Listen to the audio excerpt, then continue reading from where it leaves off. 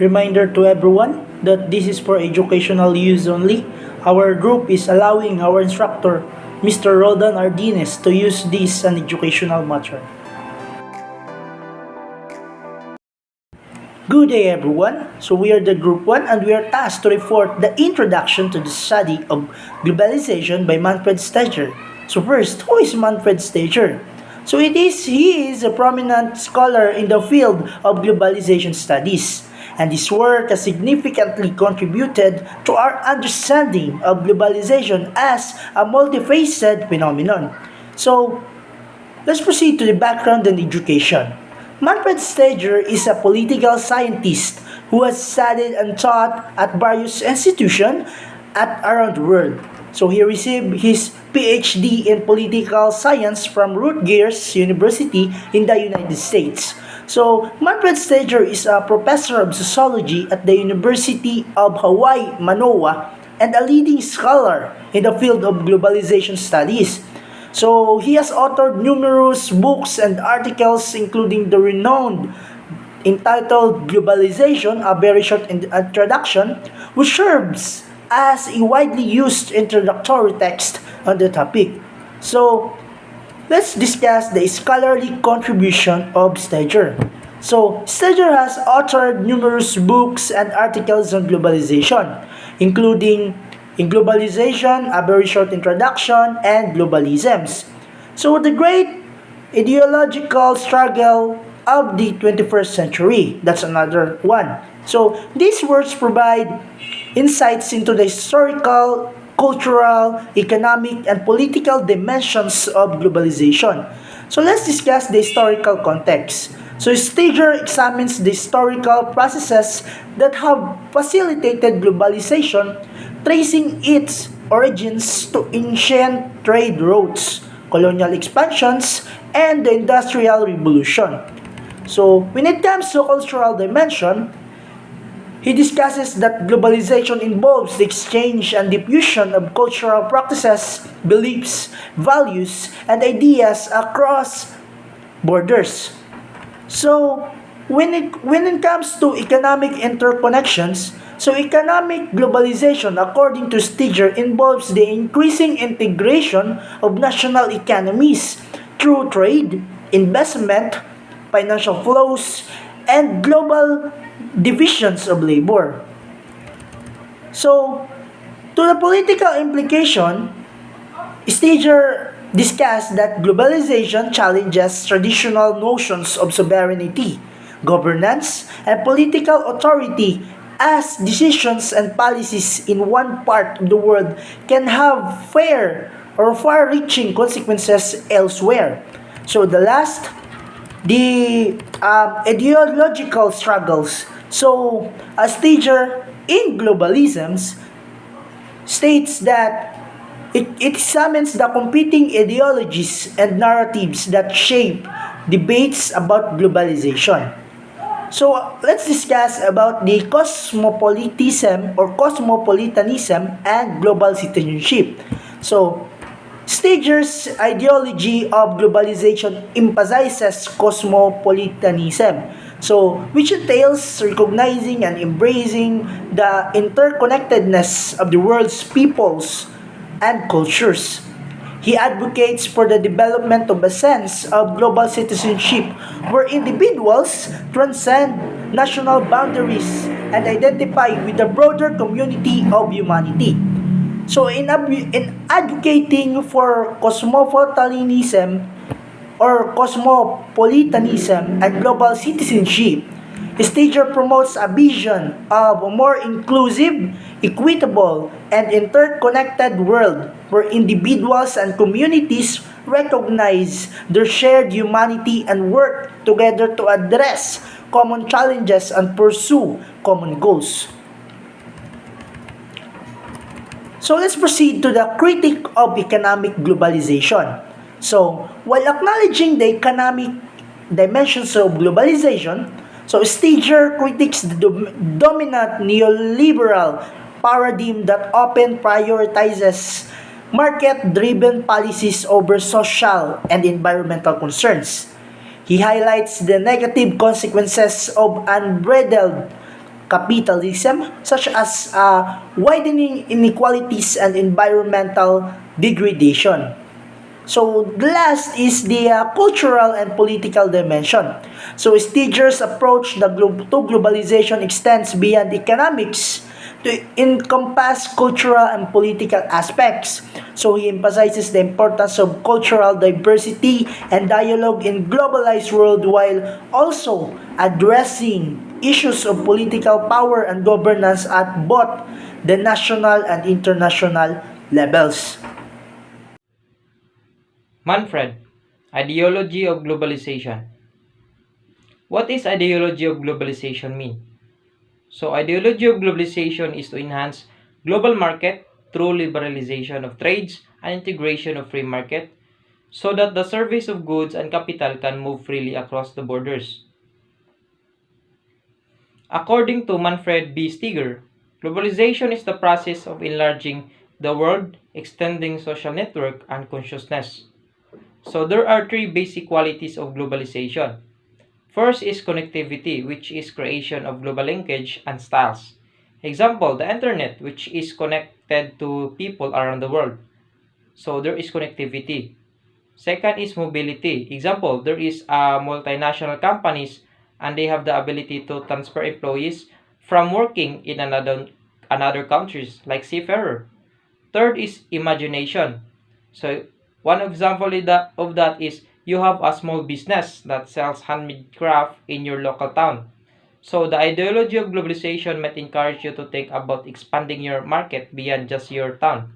You might start selling your craft online to customers around the world.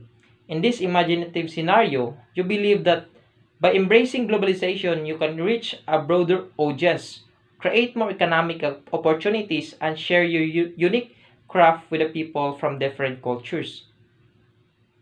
Ethical and sustainable globalization. So Steger advocates for an ethical and sustainable form of globalization that promotes social justice, human rights, and environmental stewardship. So social justice refers to idea that benefits and opportunities arising from global interconnectedness should distributed equitably among different social groups and nations. So it emphasizes that there is fairness or um, there is equality. So human rights, it is the protection of individuals that includes rights such as freedom of speech, fair working conditions. So um, it has freedom. So every individual has freedom of rights. So environmental stewardship, this involves considering the long-term consciousness of economic activities on the environment. So environmental stewardship conserve natural resources and protect biodiversity.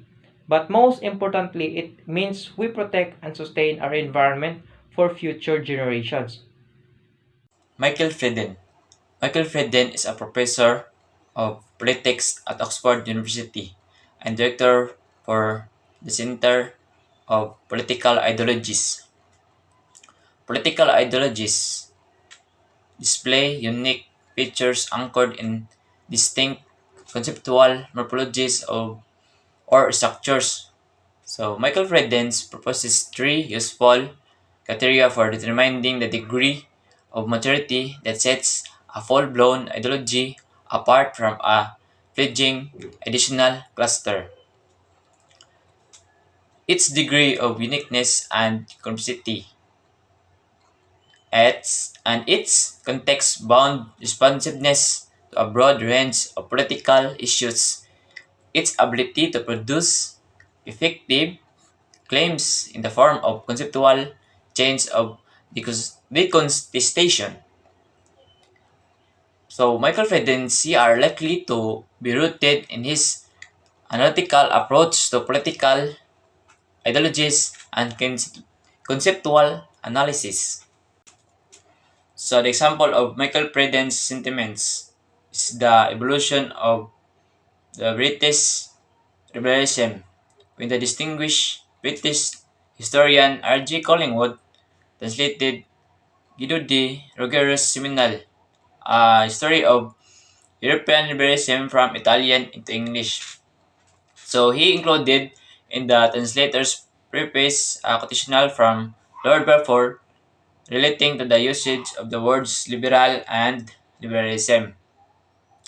So these words, observed Balfour, were used in their continental, not in their British meaning. So he borrowed them from abroad and used them to the designated party for particular section or particular party. But liberalism, as used in its original home in the name of principles of constitutional liberty and representative government, which have long been uncommon property of all properties throughout the English-speaking portions of the world. So, Michael Freden, he may focus on analyzing how different political ideologies conceptualize and respond to the globalization. So, the impact of globalization on governance and political systems. Then, Michael Freden provides a comprehensive overview of globalization from various perspectives. I am tackling or to continue the Michael Frieden's sentiments. Michael Frieden's sentiments to the study of political ideologies involve a focus on their conceptual structures and the criteria of assessing their maturity. Let's elaborate the three criteria he proposed. The first one is degree of uniqueness and complexity. Frieden emphasizes the mature political ideologies exhibit a high degree of uniqueness and complexity. This means that a fully developed ideology is characterized by a set of distinctive and intricate concepts that differentiate it from other ideational clusters. The second one is the context-bound responsiveness. Other key criterion is the ideology's context-bound responsiveness to the broad range of political issues. This implies that a mature ideology doesn't exist in isolation but dynamically engage with the address of various political concepts with its specific socio-political context. The third one is the ability to produce effective claims. Frieden introduced the conceptual change of deconstations as a measure of maturity. This refers to the ideology capabilities to generate effective claims. In other words, mature ideologies can articulate its principle through a series of interconnected and persuasive conceptual arguments, allowing it to contest and engage with competing ideologies. So, ang pasabot ani or ang summary ani is the Frieden's framework provides an announced approach to understand the maturity of political ideologies, considering their uniqueness, responsiveness to real-world issues, in the effectiveness of their conceptual claims. The perspective offers scholars a structured way to analyze and differentiate fully developed ideologies from less mature ideational clusters. I am going to discuss the contribution of Arjun Aparte in the ideology of globalization. So he was an American anthropologist and he was born in 1949 as regarded as a key figure in the field of globalization studies. He analyzes the significance of globalization and nation-states modernity in his anthropological study. So, what Alder Apadurai former do? He was a former of anthropology and South Asian languages and civilization at the University of Chicago. The Humanities Dean at the same institution, Director of the City Center and Globalization Program at Yale University, and he was a Professor Education and Human Development Studies at NYU Stein School of Culture. So, Aparte has five different scapes or flows had been used by to examine the subject. First is mediascape, second is financescapes, third is idioscapes, and fourth is technoscapes and ethnoscapes. The movement of people, goods, and ideas beyond national lines can be thought of globalization, which demands a constructive framework for understanding in order to comprehend the dynamic social landscape in which modern persons are frequently embedded their daily lives. So, what is the concept of Arjun Aparodai? Arjun Aparodai argues that the same process that produced global power also produced the violence that is visible as genocide and violence toward the minority communities. The violence does not occur as a reaction but is entrenched within the very same global flows and structures. And so, I'm going to discuss also the idioscapes of Arjun Aparodai. Idioscape is a term introduced by Arjun Apparadise in 1990 to represent one of the five contemporary global cultural flows that constitutive of linked images and ideas related to the political discourses of the Enlightenment such as sovereignty, freedom, rights, welfare, representation, and democracy. So last, what is the theory of globalization according to Apparadise? So globalization according to Apparadise occurs at the same points of rupture and juncture between these different landscapes, and he defines that imagination as a social practice and situates the work of imagination at the center of all globalization processes. So that's all. Apoderize-scapes theory starts with the idea of global cultural flow. And Apoderize five scapes are ethnoscapes, technoscapes, ideoscapes, financescapes, and mediascapes. The five scapes by Apoderize explain how cultures around the world influence each other. So, Apoderize argues that we used to always see the world in a binary. So these are global north versus global south, east versus west, first world versus third world, and more. So according to Apoderize, that's too simplistic. So we are not two separate worlds separated by the rich and poor, especially not now we are in the age of globalization. So instead, Apoderize argues we all influence each other. Our cultures intersect and overlap all the time. So I have a question. How do cultures around the world influence each other? Well, these are through the five different dimensions of cultural flow. You might recognize them. So that's like what I told a while ago. These are the mediascapes, technoscapes, ethnoscapes, financescapes, and ideoscapes. So I will be talking about ethnoscapes. So ethnoscapes represent the movement of people around the world. Apoderi notes that there do still appear to be very stable communities that stay in one place for generations and who will stay there for generations to come. But nonetheless, there are more people than ever moving around the world for work, like OFWs, leisure, family, and due to displacement from their homelands.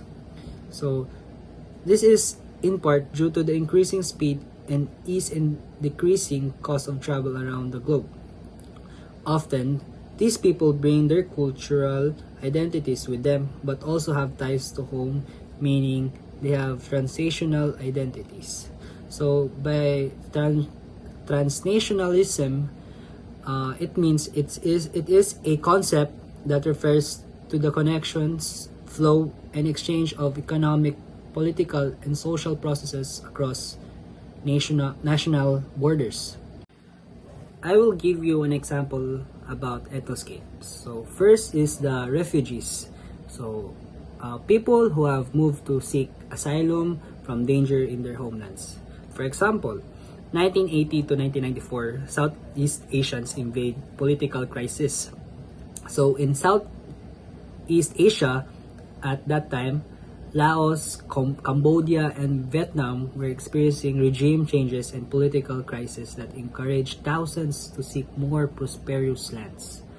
And they found the Philippines. So around a whopping 400,000 Southeast Asians from these countries sailed to the Philippines, where they were settled in the refugee centers in Bataan, which would be just a short stop during their long journey of migration. These refugees eventually relocated in the countries like the US, Canada, France, and Australia. My second example is economic migrants. So people moving to seek jobs elsewhere. For example, our OFWs. Okay, so they were from Philippines and they were working here. For example, let's say nurses. Okay, so they started working here in the Philippines and they look for other jobs because the salary is not that much. So others went to US or Australia or around the world just to seek for a job that has better salary than here in the Philippines. So my next is tourists. People traveling to share and experience different cultures. So these tourists are they want to go to other countries to experience them, different cultures. They want to see different places that is amazing to them. That's all. Thank you. Technoscape. Technoscape refers to the ways technologies help speed up cross-border movement. Apple's iPhone is just one example of how the movement of technologies across boundaries can radically affect day-to-day life for people all along the commodity chain. Sales records are surpassed with each release of a new iPhone, with lines of customers spilling out of Apple stores and snaking around the block. Demand for this new product drives a fast and furious pace of production. Workers who are struggling to keep up with the demand are subjected to labor conditions most iPhone users would find abhorrent. Some even commit suicide as a result. The revenue associated with the production and export of technological goods is drastically altering the international distribution of wealth.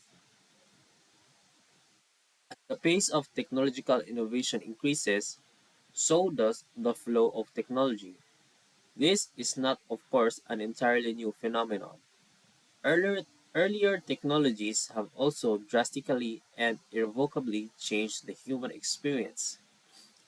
Another example is the large-scale production and distribution of the printing press throughout Europe dramatically changed the ways in which people thought of themselves as members not only of a local communities but of national communities as well.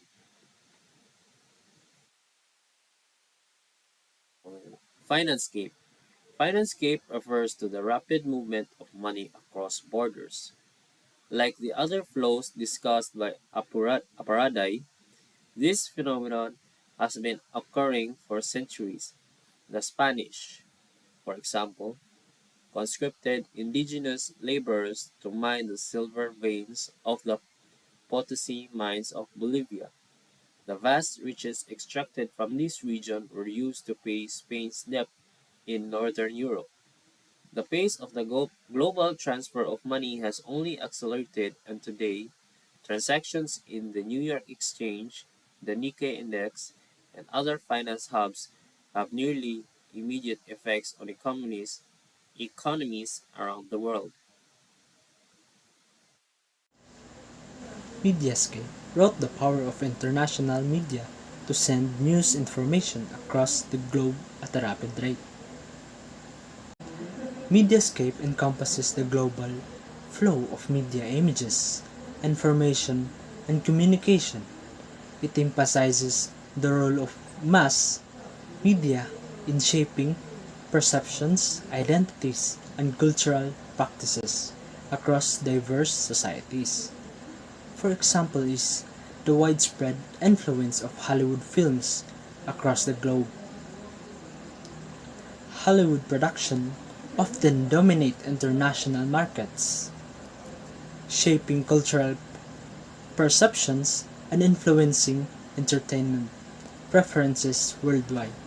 This phenomenon reflects the interconnectedness of media and the global reach of cultural products, illustrating how mediascapes contribute to the dissemination of ideas and values on a global scale. Another example of mediascapes is the impact of Filipino content creators on platforms like YouTube, TikTok, Facebook, and etc. Filipino vloggers, musicians, and influencers gain international audiences, contributing to the global visibility of Philippine culture. This illustrates how digital media platforms facilitate the cross-cultural exchange of content, fostering a connection between Filipino creators and a diverse global audience.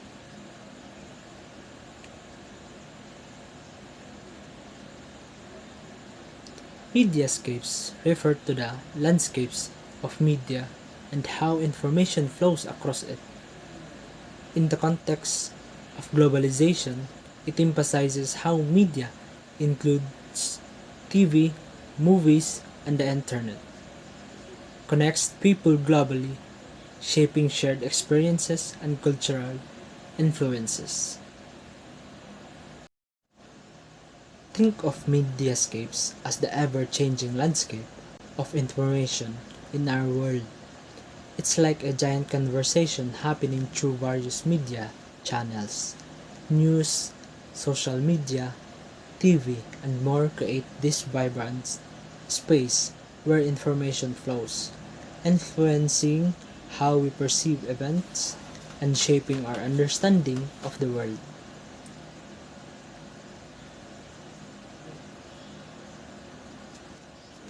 It's essentially the interactive and interconnected environment of media that surrounds us.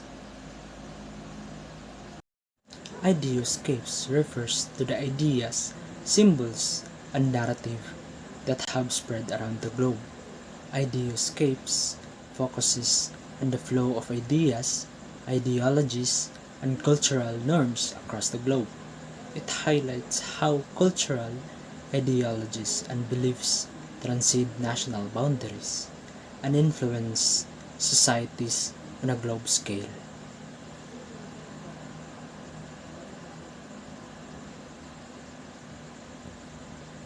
Example is the globe spread of democratic ideas. Western liberal democratic principles such as individual rights and representative governance have been promoted and adapted in various parts of the world. This dissemination of political ideologies through international organizations, media, and media and diplomatic efforts is an illustration of ideoscapes, shaping the global discourse in governance and societal values. Another example of ideoscapes is the global advocacy for environmental sustainability. The idea of addressing climate change, promoting eco-friendly practices, and fostering environmental consciousness has transcended national boundaries.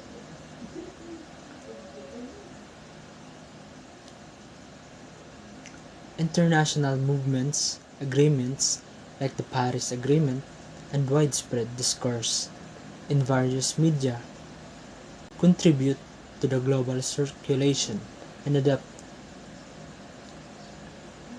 adoption of environmental ideologies and practices. Imagine ideoscapes as the bustling marketplace of ideas in a society, a lively space where people exchange and share their thoughts, beliefs, and cultural values.